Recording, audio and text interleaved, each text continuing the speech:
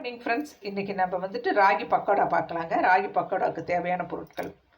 ராகி பக்கோடாவுக்கு நல்ல வெங்காயம், பெருசாக இருக்கிற வெங்காயத்தை, பெருசாக இருந்தால் 2 வெங்காயங்க, சின்னதாக இருந்தால் 4 வெங்காயங்க, நல்ல நீளமாக அறுத்து வச்சுக்கோங்க. ராகி மாவு 1 கப்பு, இந்த கப்பில் 1 கப் எடுத்து வச்சுருக்கேங்க. கருவேப்பிலை தலை, நிலக்கடலை, பொட்டுக்கடலைங்க, வெறும் மிளகாத்தூளுங்க, 1 ஸ்பூன் வெறும் மிளகாத்தூள், 1/4 டீஸ்பூன் சீரகத்தூள், உப்பு, பொட்டுக்கல்ல இது நடக்கலைங்க. இது வந்து உப்புங்க. அப்புறம் தேவையான அளவு எண்ணெய் வந்து காய வச்சுருக்குங்க.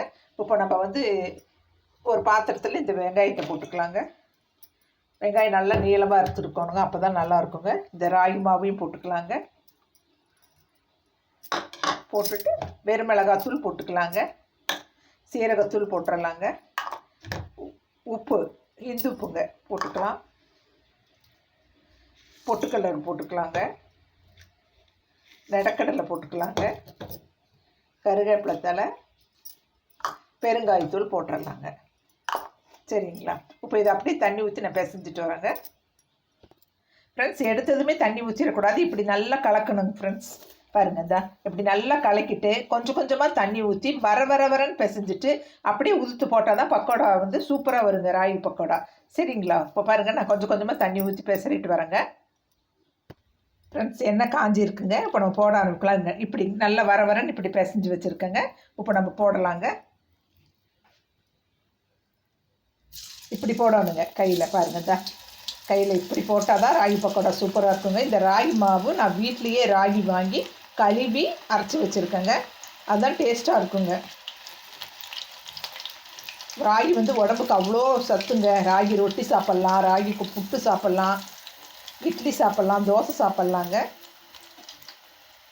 இது நல்லா வேகட்டுங்க. சூப்பராக வெந்துட்டுருக்குங்க ஃப்ரெண்ட்ஸ்.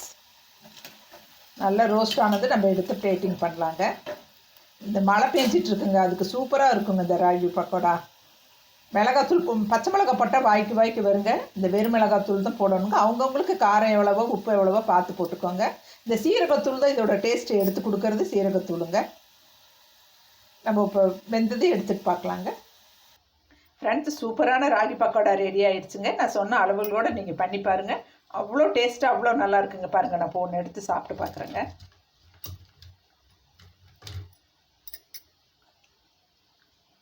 அவ்வளோ சூப்பராக இருக்குங்க ஃப்ரெண்ட்ஸ். காரம், அந்த உப்பு, அந்த நிலக்கடலை, அந்த பொட்டுக்கடலை, இந்த மிளகாத்தூள் எல்லாமே நான் அளவோடு போட்டிருக்கேங்க. சூப்பராக இருக்குது. வரன்னு பிசைஞ்சுக்கோங்க ஃப்ரெண்ட். ரொம்ப தண்ணி ஊற்றிடாதீங்க. அப்படி இருந்தால் தான் மாவு நல்லா, இப்படி இருந்தால் தான் மாவு நல்லா வருங்க. பாருங்கள், வெந்துட்டுருக்குங்க. பக்கோடா சூப்பராக ரெடி ஆகிடுச்சுங்க. சரிங்களா? இதே அளவுகளோடு பண்ணி பாருங்கள்.